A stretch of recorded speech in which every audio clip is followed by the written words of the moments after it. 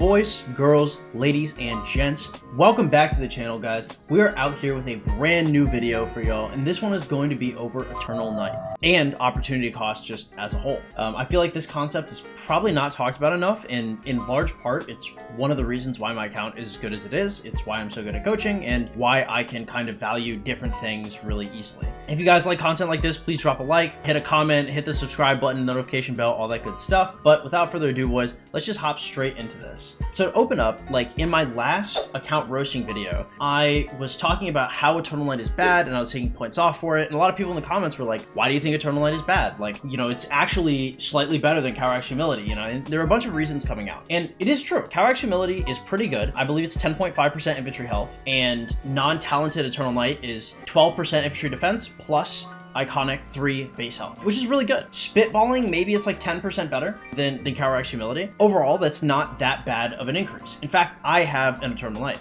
The reason why I have an Eternal Night is because I am looking to do the all-out Rumble avatar frame. There really is no other way to say this. It's kind of a silly thing. I'm just looking to get the cannons, right? I kind of don't care if I have like things that are slightly less effective because I'm trying to get Master Craftsman, and I'm trying to get all my pieces special talented, and if I have to use like 3 or 2 Eternal Night blueprints for that, it's a whole lot cheaper than spending like 90,000 gems on other blueprints to just build it out like that. I wouldn't suggest that for most people, and that's just kind of something I'm doing for style points on my account. So when you're doing it, if you're looking to make your account about as good as they can get, it's actually really, really bad, right? If we're considering the fact that Eternal Night might be like 10% better, if even that, right? We're talking at about 4 times the price in a meta where infantry sucks already. There's not a huge reason to. Now, when we compare it to like other things, right? What is the difference between say a Milky Way and a Revival Plate, right? And we're looking at like 7.5% archer attack, no iconic, right? We're going at 12% archer health with the iconic of base 3 defense, right? The difference, the disparity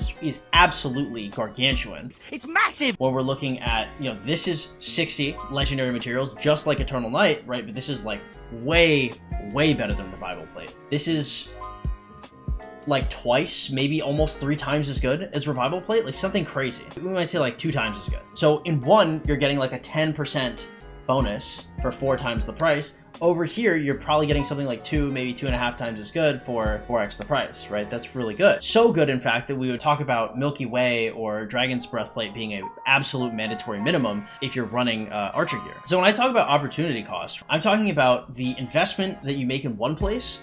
There is a cost to what could have been. So if you make an Eternal Night, that could have been, right? This is the same material difference as going from Quinn Soul to Hope Cloak. So if you do Eternal Night first, if you do Shios first, what you're doing is you're taking Quinn Soul, which generally sucks for PvP, and you're taking it away from Hope Cloak. Instead of having an Eternal Night, which is like 5 or 10% better, you have Hope Cloak, which is like 2 times as good as Quinn Soul. Like there's no reason that you should be doing these things out of order. Is Eternal Night fine? Yes. If you're on the field and you're running 4-piece infantry set, the final piece you can slot in is Eternal Night. But my question to you is, do you have 5 or 6 full legendary sets? Do you have 5 rings? Do you have 3 horns? Do you have all the shit that you actually would have to the point where you're actually looking at Eternal Night, you're looking at those last small upgrades? The answer is probably not, so you probably shouldn't be building this. Another really good example of this, when we talk about opportunity costs, is we're also going to talk about different commanders, right? So like when we talk about transitioning into Season of Conquest, you know, we're talking about getting like Boudica to 5551. We're talking about Scipio to 5551, Nevsky to 5551, and then you expertise Scipio, then you expertise Nevsky. The reason why you do it in this order, right, is because your time, there's a cost to the amount of time you spend with 1, 2, or 3 marches, right? So you want to get out like these big 3 as fast as you can, but before you go on to your 4th, before you go on to like maybe QB William or something like that, or like Henry Zulu Yang or something expanded past your top 3 marches, you want to do your top 3, and the reason why is because the opportunity cost, like no other sculptures will be anywhere near as valuable as getting a guy with a 30% health debuff. No one is going to be able to compete with a 45% defense debuff. People are not competing with a 35% skill damage increase debuff, right? So like getting all these commanders online and on the field immediately is really important for that reason. And it is for the same reason that somebody who has very few resources but a lot of time might just get a Nevsky Joan or like a QB Nevsky or a Scipio Tarek or something like that. Something super glass cannony that can punch really hard that they can be really careful with, right? Because they don't have that many resources. So, you know, they want to just make their time last as long as possible. And these are all functions of opportunity cost. Another really, really good example is when I talk about spending, right? So when people spend money in this game, what they like to do is some people will spend about as much money as they possibly can in probably like the first couple months, and then they will stop spending later. They'll hit T5 and then it will taper off their spending. That is horrible for your account. It's really, really, really bad. As a function of opportunity cost, this game will greatly reward spending a consistent amount of money over time. So if you are buying, let's say you're buying Supply Depot stuff and you're buying like daily special offers, and let's say you're buying like holiday bundles and archaeologist dig. So that's probably looking at like 600 a month, something like that. And let's say you also spend, let's say an extra 200 for like Crystal Tech and pop-ups. So you're spending like 600 or 700 a month, and this is probably like the most efficient you can spend $600 or $700 in the game, period. Let's say buy 3 Mountain Warfares, right? You drop 1,200 bucks on the game immediately, and then after that you move forward and you're like, well, I don't want to spend too much on this next month. I don't want to spend too much on the month after this, because if I spend here, then I can't offset it. The thing is you guys have to stop trying to offset things, because the opportunity cost of not spending in those next months is going to be way greater than whatever you got from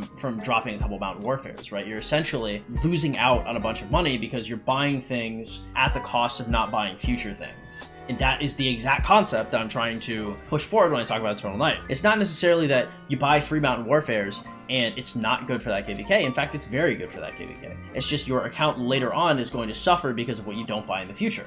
Just like when you build Eternal Night, it suffers for what you don't buy in the future. Another really good example of that is people who go for mono troop types. So mono troop types are generally really, really bad. And the reason why mono troop types are bad is because when we talked about the big 3 earlier, right, we're talking about Nevsky, Scipio, Boudica, these guys are all giving like unique, incredibly impactful debuffs that really can't be replicated elsewhere. We can say that like maybe Scipio's health debuff can be kind of brought up by Gilgamesh.